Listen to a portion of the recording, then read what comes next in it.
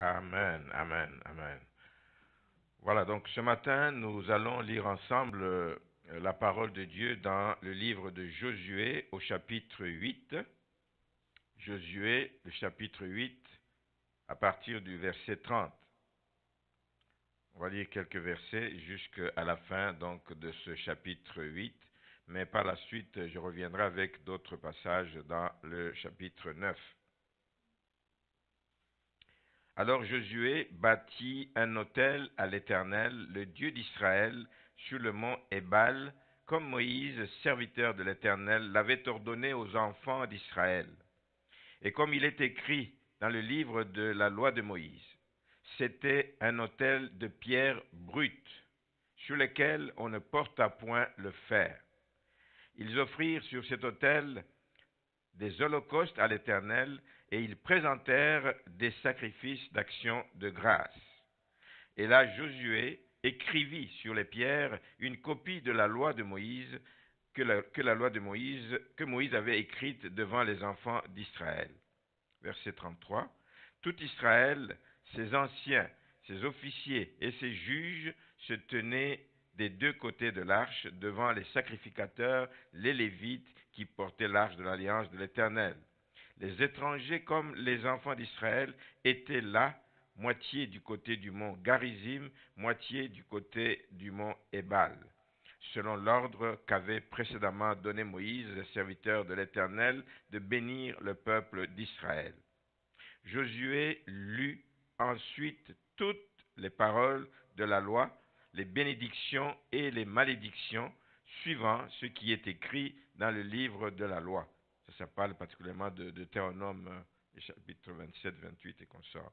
Il n'y eut rien de tout ce que Moïse avait prescrit que Josué ne lut en présence de toute l'assemblée d'Israël, des femmes et des enfants et des étrangers qui marchaient au milieu d'eux. Amen. Vous pouvez vous asseoir. Ça, c'est vraiment le texte qui va nous conduire, qui va être la base. Et comme je disais, à la fin de la louange, ce qui était dit, c'est bien de louer le Seigneur, c'est bien de dire change mon cœur, mais quelle disposition nous prenons nous-mêmes pour que quelque chose change. Et ça, il faut se rendre compte que tout n'est pas parfait, qu'il y a des obstacles, parce que nous sommes en train de parler depuis 2 dimanches, vous avez suivi sur le site, nous parlons de consécration. Hein, un des piliers de l'année ici, la consécration. S'examiner pour voir si notre vie est réellement consacrée, si notre cœur est réellement consacré. Et donc s'il faut y travailler, s'il faut examiner, s'il faut faire une auto-évaluation, c'est parce qu'on sait qu'il y a des obstacles. Et ça va être ça le titre du message. Les obstacles à la consécration. Ça va être la première partie.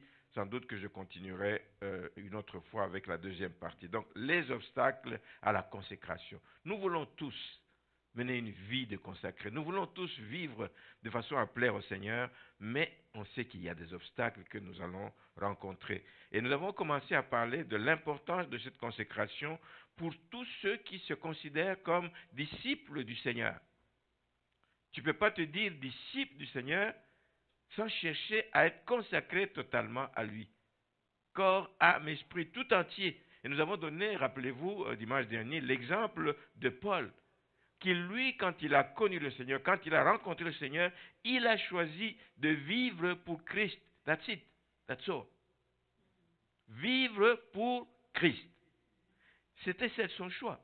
Je vais vivre pour lui malgré les coups que je vais avoir, malgré les déboires que je peux rencontrer, malgré les difficultés des parcours, mais pourvu que l'évangile soit annoncé, pourvu que l'évangile avance, pourvu que les gens soient sauvés, je vais vivre pour Christ. Voilà ce qui est importé pour lui et qui devrait importer pour nous. Mais on sait que la volonté y est, mais il y a encore des obstacles, il faut y travailler continuellement. Nous avons également parlé dimanche dernier du cas des Macédoniens, ce peuple qui vivait des temps difficiles, qui vivait dans la pauvreté, une pauvreté même profonde et des afflictions, mais qui ont supporté, malgré leurs afflictions et leur pauvreté, qui ont supporté le ministère de Paul. Et au-delà même, lorsqu'il y a eu des besoins pour les frères de Jérusalem, ils ont encore contribué et ils demandaient de contribuer parce qu'ils considéraient que c'est une grâce de participer à une telle collecte. Oh, que le Seigneur nous donne un tel cœur. Et nous avons tellement peur, moi aussi, certainement, quelque part, oh, l'avenir, demain, je vais vivre de quoi? Si je vis longtemps, je vais vivre de quoi? On a tellement peur qu'on veut tout garder et on meurt avec des paquets, des paquets, des paquets. Et c'est des gens qui vont peut-être dilapider ça par la suite. Que le Seigneur nous aide à comprendre qu'il y a des priorités dans la façon de gérer ce qui tombe entre nos mains. Donc, pourvu que donc l'œuvre de Dieu progresse, pourvu que l'œuvre de Dieu avance, nous mettons tout ce qu'il faut en place. Alors, à la fois Paul que les Macédoniens, ces deux exemples nous montrent que la consécration est d'abord une attitude de cœur. Ce n'est pas juste une décision qui sort du bout des lèvres. Ce n'est pas juste une déclaration que j'ai faite devant l'Église à prier pour moi parce qu'à partir de maintenant, je me consacre. C'est une attitude de cœur. Ça se passe à l'intérieur. Dans le fin fond, là où personne ne voit. C'est une attitude de cœur. Elle suppose un cœur qui veut se donner entièrement à Dieu. Et ça, c'est difficile. On veut toujours garder une partie pour soi. Au cas où j'ai besoin de ceci, Seigneur, non. Le cœur doit être tout entier et Dieu dirige notre cœur de façon que sa gloire puisse se manifester. Il n'y a pas donc de demi-mesure quand on veut se consacrer à Dieu. On ne peut pas dire je me consacre à Dieu une partie de la semaine et pas une autre partie de la semaine. On ne peut pas dire qu'en moi, je veille sur ma vie spirituelle, mais dans ma vie pratique, je fais ce que... Voilà, on entend souvent des gens. Nous sommes encore dans ce monde, pasteur. Nous devons vivre. Nous devons vivre. Non, c'est pas ça. Quand on est consacré, c'est l'esprit, la partie spirituelle, et c'est aussi notre vie pratique. Il faut qu'il y ait des gestes qui prouvent que nous sommes des personnes consacrées. Des gens qui se disent, moi je suis chrétien, mais quand je suis avec les gens du monde, je marche comme eux, je danse comme eux, je fais comme eux. Non, il n'y a pas de demi-mesure. On n'est pas consacré le dimanche et puis les autres jours de la semaine, on fait ce qu'on veut. Pas du tout. Mais on doit savoir qu'on est consacré partout où on se trouve, quels que soient les jours de la semaine, quelle que soit l'heure de la journée, on est consacré et face à n'importe quelle situation. Ce qu'on ne doit pas oublier, c'est qu'on est ambassadeur de Christ, où qu'on soit. La nuit, je suis ambassadeur. Dans ma chambre, je suis ambassadeur. Au travail, je suis ambassadeur. Sur la route, je suis ambassadeur de Christ. On doit être le parfum de Christ, comme dit Paul. On doit être la lettre de Christ, pour utiliser les termes de Paul, partout où on est. La question que chacun doit se poser, c'est qu'est-ce que les gens voient à travers ma vie? Qu'est-ce que ma vie dégage? Quand ils me regardent, qu'est-ce qu'ils voient? Quel est le message que ma vie donne? Et donc, Paul veut dire simplement que ce qui va faire la joie de Dieu, ce qui réjouit le cœur de Dieu, ce n'est pas juste parce que nous sommes ici ce matin, ce qui réjouit le cœur de Dieu, c'est des vies transformées, des vies entièrement transformées, des vies qui lui sont consacrées. La joie de Dieu, bien-aimé, c'est chaque fois que l'un des serviteurs de Dieu est trouvé fidèle dans sa marche. Dieu nous regarde. Et chaque fois qu'il voit que nous sommes fidèles dans sa marche, voilà la joie de Dieu. La joie de Dieu, c'est chaque fois que notre vie permet à l'Évangile d'avancer, d'exercer son influence autour de nous. L'Évangile, on peut le connaître. L'Évangile, on peut connaître les versets. L'Évangile, on peut dire, oh, moi j'ai grandi. C'est bien beau tout ça. Mais il faut que cet Évangile nous ait transformés et transformer nos vies, de sorte que nos vies permettent donc, avec ce que nous dégageons, permettent à l'Évangile d'aller loin et d'exercer l'influence autour des gens que nous côtoyons et d'amener finalement les pécheurs à la repentance. Et c'est justement, vous en doutez, ce que l'ennemi de nos âmes va combattre le plus. Il ne veut pas des chrétiens consacrés, parce qu'un chrétien consacré a de l'impact. Il ne veut pas des chrétiens consacrés. C'est pour ça qu'il nous combat, c'est pour ça qu'il met des pièges sur notre route, c'est pourquoi qu'il met des obstacles sur notre chemin, pour que nous bifurquions, pour que nous changions de chemin, pour que nous sortions de ce chemin sur lequel le Seigneur nous a engagés. Et il ne veut pas qu'on aille, évidemment, jusqu'au bout de la mission avec le Seigneur. Il cherche donc à nous détourner de la bonne voie. Je reviens, le message c'est cela, les obstacles à la consécration. Il y en a des obstacles. Laissez-moi revenir un peu sur le texte de Josué ici pour placer le texte dans son contexte. Ce texte a été écrit plutôt pour dire ce qui s'est passé au moment où le peuple d'Israël était en pleine campagne. Ils sont sortis d'Égypte et puis ils doivent aller prendre possession de la terre promise. Ils doivent faire des campagnes pour prendre possession de tous les territoires que le Seigneur leur a donnés. Ils devaient prendre possession de Canaan et dans Canaan il y avait des peuples. Donc ils devaient combattre pour que ces peuples puissent quitter et libérer ce territoire. Et c'était donc juste après la prise de Jéricho, qui était une ville forte, bien entourée, mais quand elle est tombée, où les portes se sont ouvertes, ils ont commencé à avancer. C'était juste aussi la prise, la tombée de la ville de Haï. Qu'est-ce qu'on constate? On constate que Josué n'est pas pressé. Après la ville de Haï, il n'a pas dit « Wow, compte tenu de toutes ces victoires, allons, let's go, let's go ». Il y a un temps où on s'arrête dans sa marche. Il y a un temps où on s'arrête pour rendre grâce à Dieu. Et Josué n'est pas pressé de continuer la conquête parce qu'il est juste encouragé par les victoires qu'il a remportées, mais il prend un temps d'arrêt. Avant d'aller plus loin, il fait un temps d'arrêt. Et nous avons besoin dans notre marche chrétienne d'avoir des temps d'arrêt, un temps où on évalue, un temps où on prend place pour adorer la grandeur de Dieu qui nous a permis d'arriver où on est arrivé. Ça fait des années, vous avez parcouru des situations, vous avez traversé des situations difficiles. Mais Dieu qui vous permet d'arriver là-bas, il faut que de temps en temps, on s'arrête et qu'on puisse adorer ce grand Dieu. Lui qui permet d'arriver où nous sommes arrivés. Un temps pour lui dire merci. Donc, c'est ce que Josué va faire. Il prend le temps d'une rencontre spéciale avec Dieu. Il y a un chant que nous avons déjà chanté ici, qui est souvent projeté, qui dit « Un moment avec toi ». Un moment avec toi pour te louer. Un moment avec toi pour t'adorer.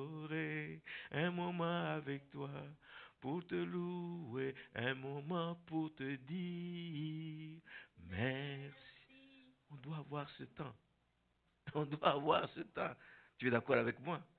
On doit avoir ce temps, s'arrêter pour dire merci à Dieu. On a besoin tous d'avoir ce moment d'arrêt. Ne pas toujours être occupé, ne pas toujours être pressé, au point de ne pas prendre ce temps avec le Seigneur qui nous comble de jour en jour. Il faut avoir ce temps. Et Josué a pris ce temps. Josué a fait quoi? Pendant ce temps, il a bâti un autel, où on nous dit qu'ils ont offert des holocaustes et des sacrifices d'action de grâce pour les victoires, reconnaissance pour les victoires remportées. Et c'est ce que Moïse donc avait prescrit dans le livre de Deutéronome, comme j'ai dit au début. Mais il y a un détail important que nous venons de lire dans ce texte, où on dit que l'autel devait être construit avec des pierres brutes. C'est ce qui est dit au verset 31. L'Éternel avait ordonné aux enfants d'Israël, et comme il est écrit dans le livre de la loi de Moïse, c'était un autel de pierres brutes, des pierres brutes, des pierres qui n'ont pas été taillées, des pierres sur lesquelles les gens n'ont pas travaillé. Et on peut se demander pourquoi Dieu a demandé ça. Il y a toujours une raison. Pourquoi il précise que ça doit être des pierres brutes? Parce que Dieu veut, et Dieu s'attend à ce que personne ne puisse se vanter d'avoir été celui qui a taillé ces pierres. Ah, vous avez vu ce bel autel? C'est grâce à moi. C'est moi qui ai taillé.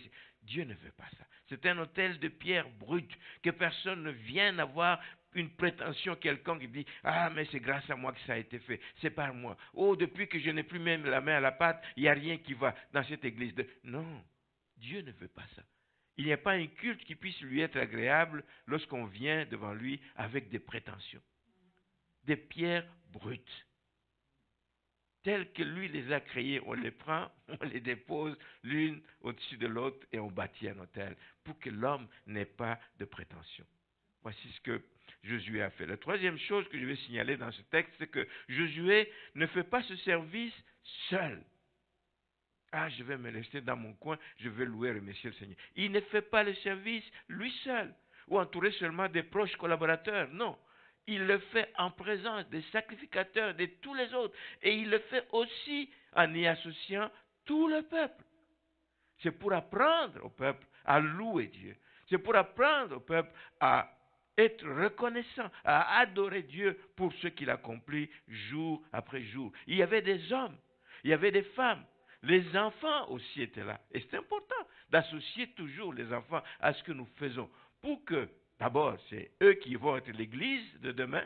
Et s'ils n'ont pas été préparés, s'ils n'ont pas grandi dans cette atmosphère d'adoration, de reconnaissance à Dieu, ils risquent de ne pas être, ils risquent d'être comme cette génération qui ne connaissait pas Dieu.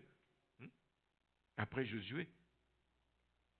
Donc, ils avaient les enfants, ils avaient même, dit-on, les étrangers qui marchaient au milieu d'eux. Vous savez, il y a toujours des gens, comme dans l'église aussi, des fois, il y a des gens qui viennent par curiosité. Ah, on chante bien là-bas, j'y vais.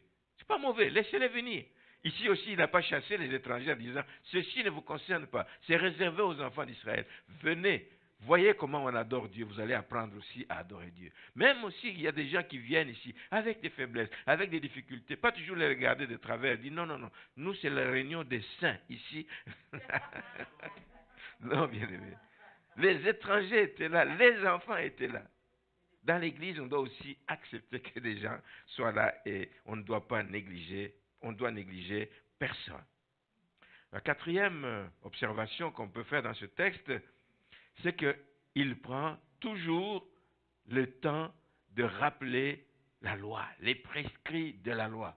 Je me rappelle, on a parlé il n'y a pas longtemps de Néhémie qui a rassemblé le peuple. On leur a encore lu, venant de captivité, on leur a lu toute la loi de Moïse. Ils ont pleuré des journées entières à pleurer parce qu'ils écoutent. La loi fait du bien, les prescrits de la loi, pour que ceux qui entendent, ceux qui écoutent, ceux qui est lu, comprennent ce que Dieu attend de chacun. C'est dans la loi. Aujourd'hui, on dit que la loi est inscrite dans notre cœur, c'est vrai, mais nous avons encore la parole de Dieu, où Dieu nous dit ce qu'il attend de nous. Ce qu'il attend de nous. Alors, on leur lit ça pour qu'ils sachent ce que Dieu attend d'eux. Pour qu'ils sachent aussi qu'il y a des conséquences quand on n'obéit pas à la loi, quand on ne met pas cette loi en pratique. Et il y a des conséquences au choix que nous allons faire. Et ça va être soit la bénédiction, soit la malédiction ou la punition lorsque nous rejetons la parole de Dieu. Et Josué, pour bien faire, puisque l'autel ne va pas être transporté, l'autel va rester là. Il dit, même après notre passage, il a écrit sur ces pierres les paroles des lois de Dieu. Pour que même ceux qui passeront par là plus tard puissent toujours s'en rappeler. Parce que les Israélites ne devaient jamais oublier la loi de Dieu, ils devaient la méditer. Quand Josué a été appelé, c'est ça. Ce livre de la loi ne doit pas quitter ta bouche, ne doit pas s'éloigner de ta bouche. Médite-le jour et nuit. Parce qu'il y a beaucoup de bienfaits, de nombreux bienfaits à méditer la parole de Dieu. Si vous n'êtes pas encore arrivé à ce niveau, il faut demander, Seigneur, donne-moi le goût de méditer cette parole. Je sais que c'est un combat de s'asseoir devant une Bible, de prendre 30, 40, 50 minutes, 1 heure à méditer la parole de Dieu. C'est difficile, c'est un combat. L'ennemi ne veut pas que tu saches. L'ennemi ne veut pas que tu découvres des choses qui sont écrites là-dedans. Donc il y a de nombreux bienfaits à méditer la parole de Dieu. C'est la parole de Dieu qui élève le niveau de notre foi. Parce que la foi vient de ce qu'on entend, et ce qu'on entend vient de la parole de Dieu. Donc quand on médite la parole de Dieu, ça élève notre niveau de foi. Ceux qui ont peur, la peur les quitte. Quand ils voient comment des gens se sont comportés devant des montagnes, devant des situations difficiles, ils disent, waouh, Dieu peut faire ça. Mais oui, ça élève le niveau de foi de la personne. La parole de Dieu nous éclaire dans notre marche.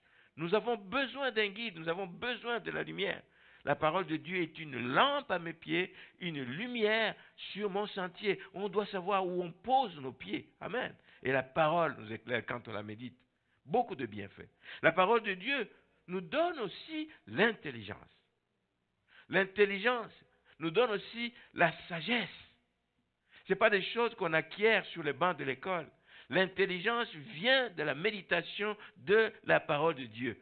La parole de Dieu nous encourage à chercher Dieu. La Bible dit que ceux qui sont intelligents, c'est ceux qui cherchent Dieu. C'est ça être intelligent. C'est ça. Cherchez Dieu et vous allez être intelligent. Donc l'intelligence, la sagesse ne viennent pas de l'éducation.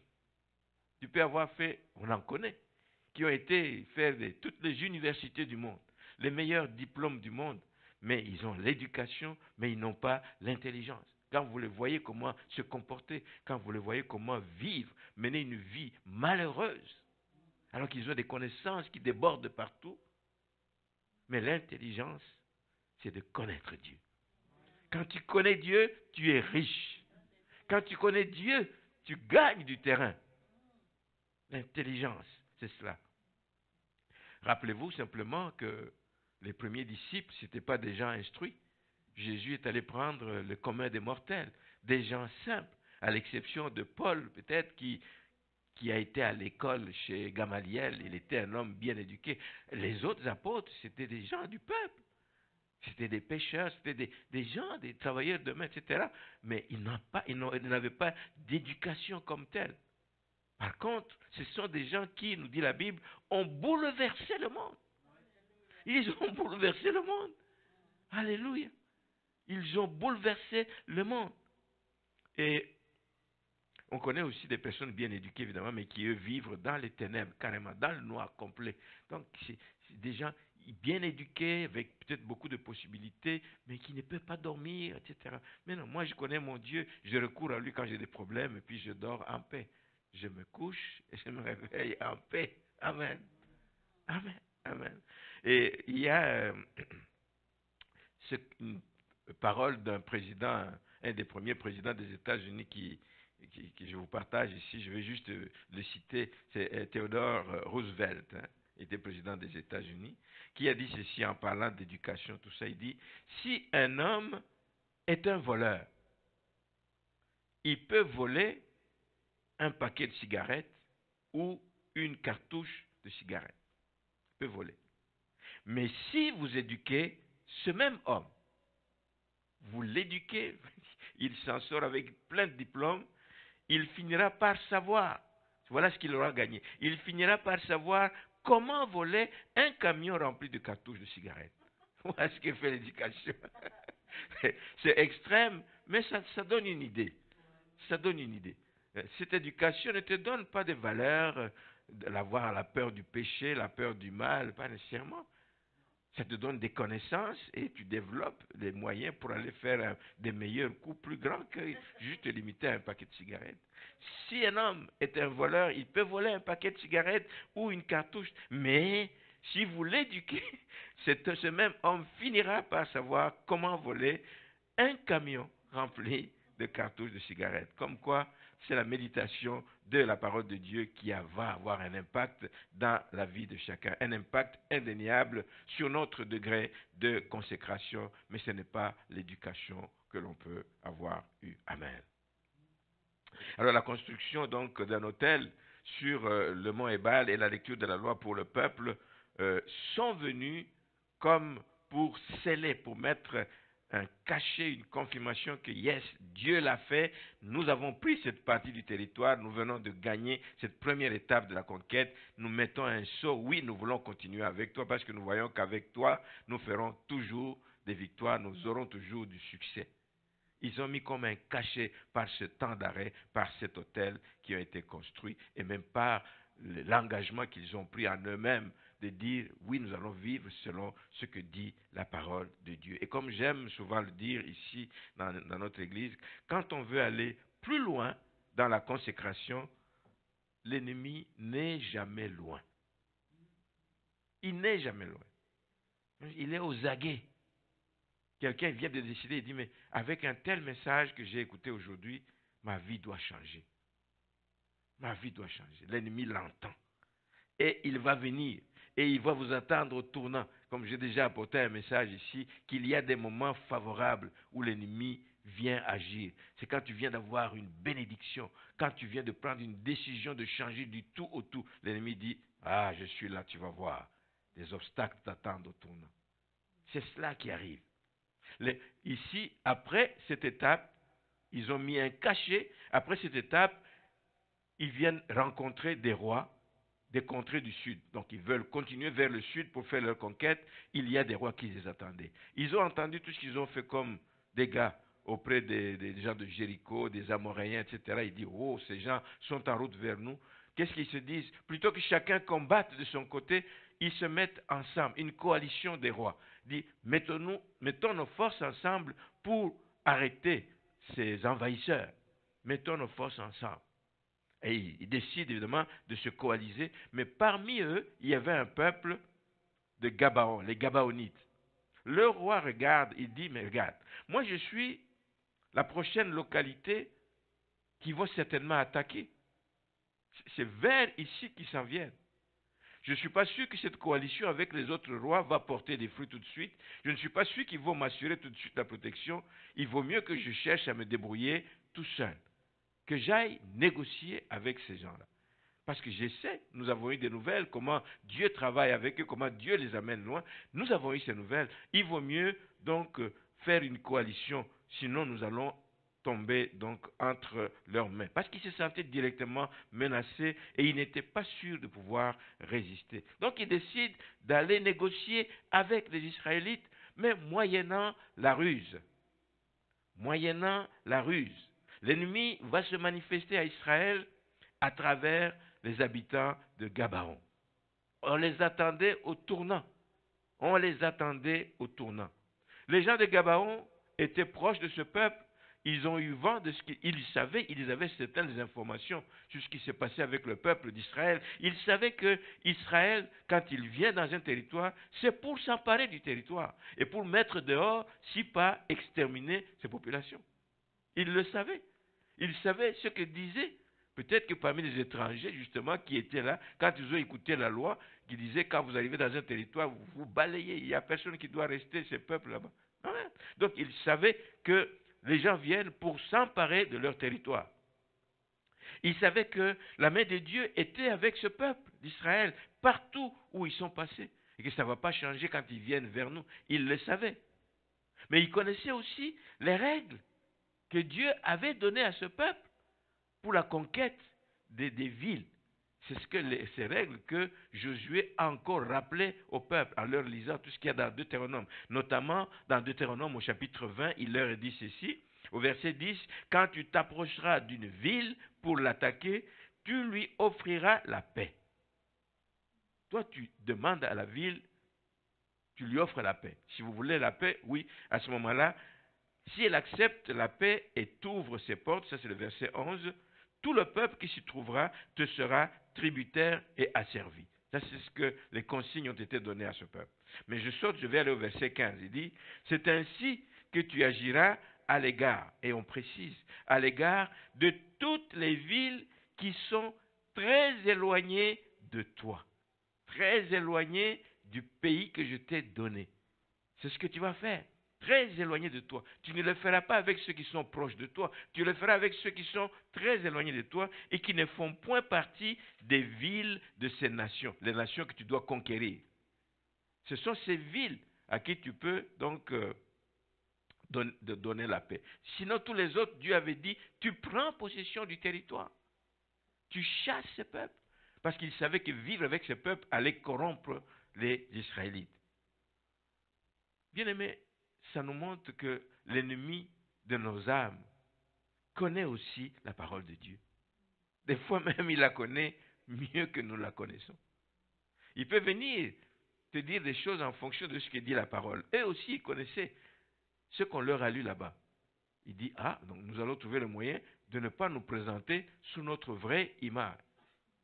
Nous allons contourner ça. Il connaît la ruse, c'est ce qu'ils ont fait. Et vous savez que l'ennemi travaille aussi avec la parole. Il l'a fait avec Jésus, quand il l'a amené donc dans le désert. Il est écrit, Jésus dit, il est aussi écrit. C'est la parole de Dieu. Donc voilà en quoi consiste donc cette ruse. C'est peut-être le nœud de la situation. La ruse dont se sont servis les Gabaonites ici pour séduire Israël. Cette ruse, c'était quoi? C'est qu'ils ont caché qui ils sont. Ils n'ont pas dit, nous sommes vos voisins ici, la prochaine ville dans laquelle vous allez passer, c'est nous. Non. Ils ont caché qui ils sont, de peur que les Israélites découvrent leur origine et qu'ils renoncent à leur offre de faire alliance avec eux. C'est eux, les Gabaonites, qui prennent le devant. Au lieu que ce soit les Israélites qui viennent leur faire la paix, c'est eux qui prennent le devant et disent, nous voulons faire alliance avec vous. Mais ils ne se présentent pas. Même lorsque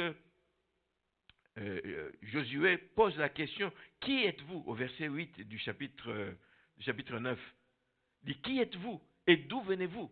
Ils auraient dû dire, nous venons de Gabaon, qui est la prochaine ville, nous sommes des Gabaonites. Non, non, non, non. Ils esquivent la question, parce que si Josué sait que c'est le peuple voisin, il ne voudra jamais faire alliance, c'est contraire à ce qu'on vient de lire dans Deutéronome.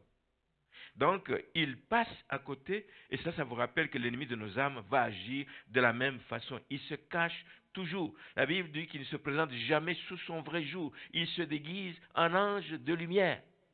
Il se déguise en ange de lumière, 2 Corinthiens, au chapitre 11. Et pensez aussi aux agents de l'ennemi.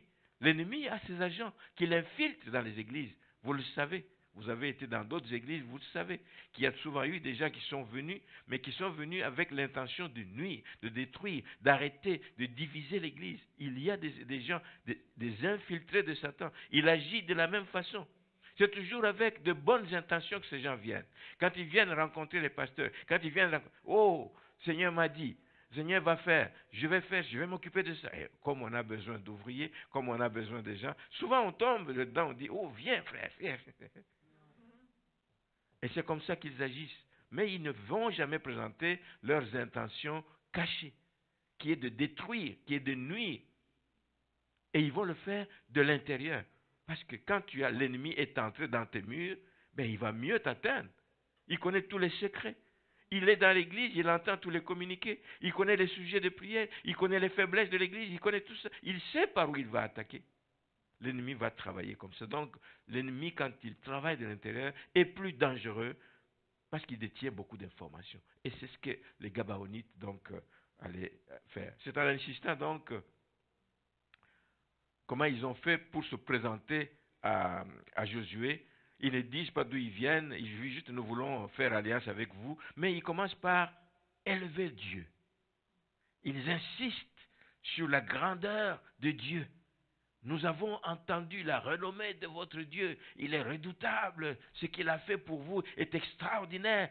Et il est en train d'embobiner donc ces gens-là. Et c'est la vérité ce qu'ils disent, mais derrière tout ça, c'est pour gagner la sympathie des Israélites. Il parle de la renommée de ce Dieu à travers tout ce qu'il a accompli pour son peuple lors de la sortie d'Égypte, dans toutes ses victoires remportées sur les Amoréens. Voilà comment ils viennent se présenter. Ils ne disent toujours pas qui ils sont. Ils se présentent aussi comme des gens venus de loin. Et la ruse, c'est quoi? Pour prouver qu'ils viennent de loin, fatigués, ils viennent avec des habits en lambeaux, ils viennent avec des chaussures complètement déchirées, des outres déchirées avec le temps de voyage, des habits raccommodés. On dit aussi qu'ils sont venus avec, ça c'est dans le chapitre 9, le verset 3 à 6, vous pouvez lire. Verset 3 à 6. Les habitants de Gabaon, de leur côté, lorsqu'ils apprirent de quelle manière Josué avait traité Jéricho et Haï, eurent recours à la ruse et se mirent en route avec des provisions de voyage. Ils prirent des vieux sacs pour leurs ânes, des vieilles outres à vin déchirées et recousues, donnaient l'impression que réellement ils ont fait un long voyage. Ils portaient à leurs pieds de vieux souliers raccommodés et sur eux de vieux vêtements. Et tout le pain qu'ils avaient pour nourriture était sec et en miettes, pour dire que ça fait longtemps que nous avons quitté chez nous. La ruse, la ruse, la ruse. Et tout ça pour aussi attirer la compassion sur eux. Oh, pauvres gens, vous êtes venus jusqu'à nous pour demander qu'on fasse alliance. C'est ça, ils voulaient toucher le cœur des gens. Et Dieu nous met en garde, bien-aimés, de ne pas agir sur base des apparences. Et il ne faut jamais agir parce que les apparences peuvent être trompeuses. Et dans ce cas, c'est vraiment le cas. Parce qu'ils savent qu'ils ils viennent juste d'à côté, mais ils veulent paraître misérables, malheureux. C'est pour tromper la vigilance de ce peuple. Et plusieurs passages, je ne vais pas tous les lire, mais plusieurs passages nous mettent en garde contre de ne pas nous fier aux apparences. Lorsque Moïse a dû choisir, euh, des hommes pour l'assister, vous vous rappelez dans le livre d'Exode, quand son beau-père Jéthro l'a vu travailler, s'occuper du matin au soir, de juger les gens, il dit, mais non, c'est insensé ce que tu fais, tu vas t'épuiser vite, trouve des gens, choisis des gens qui vont t'aider, etc., à conduire ce peuple. Est-ce qu'il est devenu nombreux, tu ne peux pas tout faire tout seul. Moïse donna quel ordre? Il dit, vous n'aurez, lorsque vous choisissez, donc il a choisi ces personnes, il leur donne l'ordre suivant, vous n'aurez point égard à l'apparence des personnes dans les jugements. Quand vous jugerez les gens, ne vous fiez pas sur l'apparence.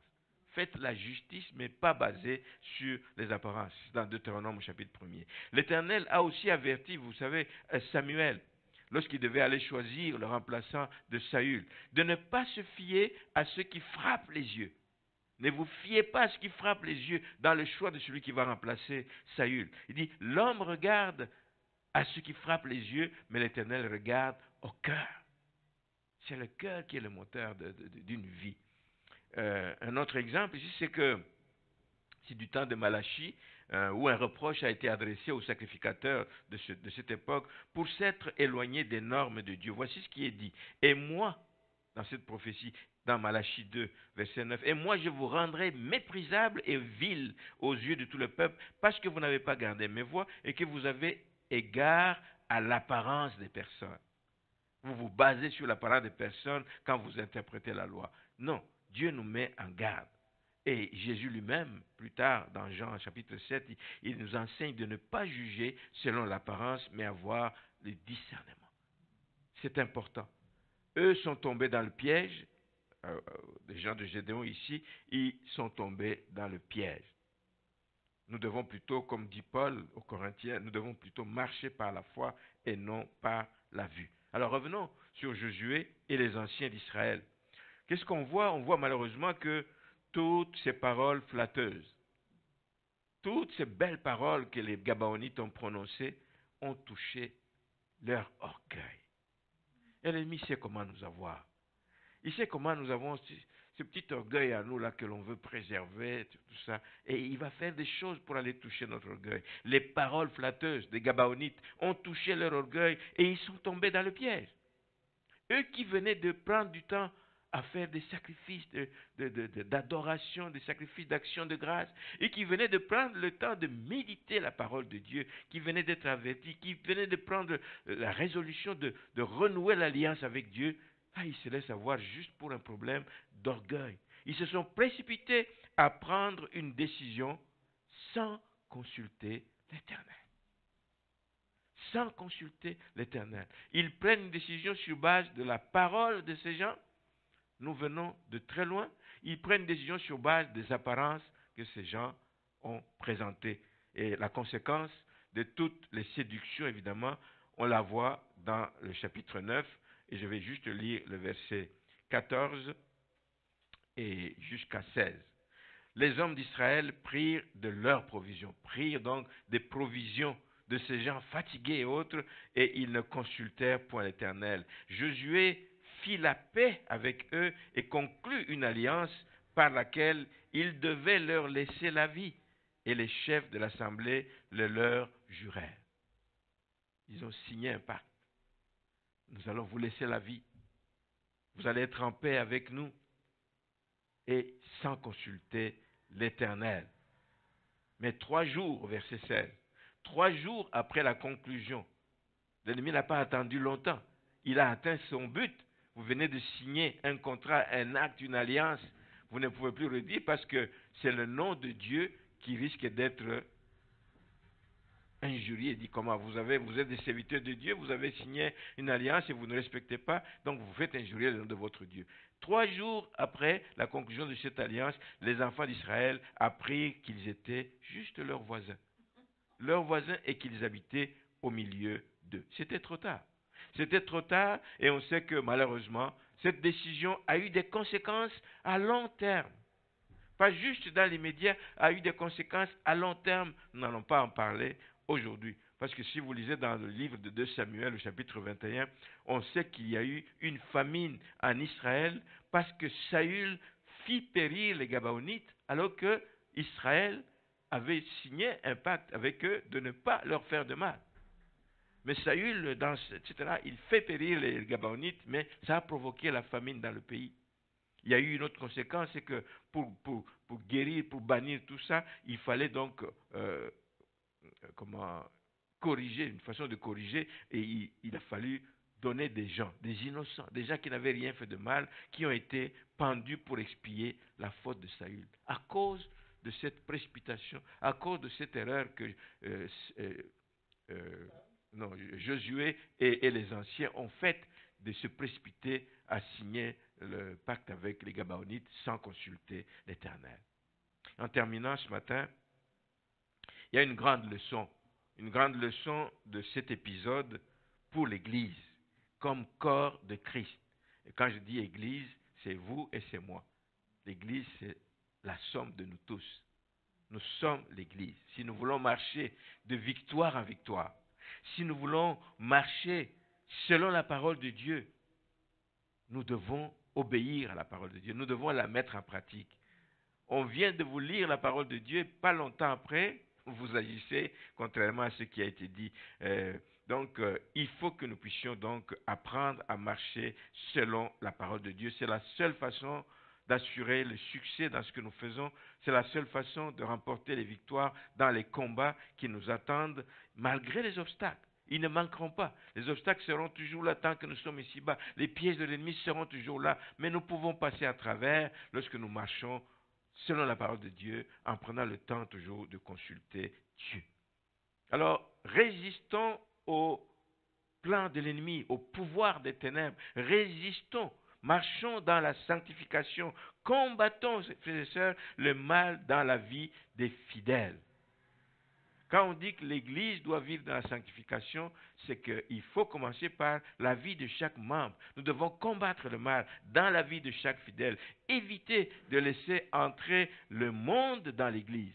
Ça, c'est notre responsabilité. C'est notre responsabilité. Le monde ne viendra pas s'imposer à nous. C'est nous qui laissons des choses arriver dans l'Église du Seigneur. La consécration, ce n'est pas ça. La consécration, ce n'est pas un mélange de choses. C'est de vivre comme des gens mis à part. Et nous voulons être une église de gens mis à part. Servons aussi le Seigneur dans l'humilité et la dépendance totale. Et là, nous verrons la gloire de Dieu. Voilà donc le secret d'une vie de consécration réussie. C'est de savoir éviter tous ces pièges que l'ennemi nous tend. La consécration doit se vivre, je l'ai dit, à temps plein. Les dimanches comme les autres jours de la semaine, à la maison comme au travail, quand on est en famille et dans tout ce que nous entreprenons. Il faut toujours consulter Dieu lorsqu'il y a le moindre doute dans un geste, dans un acte que nous voulons poser. Prenons le temps de consulter Dieu. Nous avons le Saint-Esprit avec nous. Ne nous précipitons pas. Il y a le moindre doute. Je dis, je vais prendre encore un petit temps. Seigneur, parle-moi. Seigneur, montre-moi. On le consulte en lisant la parole. C'est en lisant la parole qu'on peut avoir la réponse à sa préoccupation. Combien de fois on est troublé par une situation et puis tu dis, je vais méditer la parole de Dieu. Il va y avoir certainement quelque chose que Dieu va me dire. Et tu ouvres et ça vient tomber juste ce que vous êtes en train de vous dire. Et ça vous donne la paix, ça vous donne le courage de continuer ou d'abandonner le projet dans lequel vous vouliez vous lancer. Donc il faut toujours consulter Dieu parce qu'il parle tantôt d'une manière, tantôt d'une autre. Et nous avons le Saint-Esprit avec nous pour nous conseiller, pour nous montrer le chemin à suivre. Quelques obstacles que nous venons de voir ce matin, ça peut être l'orgueil. C'est la précipitation avec laquelle nous faisons des choses. Nous devons éviter ça. Alors nous allons continuer une prochaine fois pour parler d'autres types d'obstacles qu'il y a dans la vie des enfants de Dieu et que nous devons éviter et que Dieu soit glorifié. Amen. Amen. Amen. Soyez bénis, richement bénis.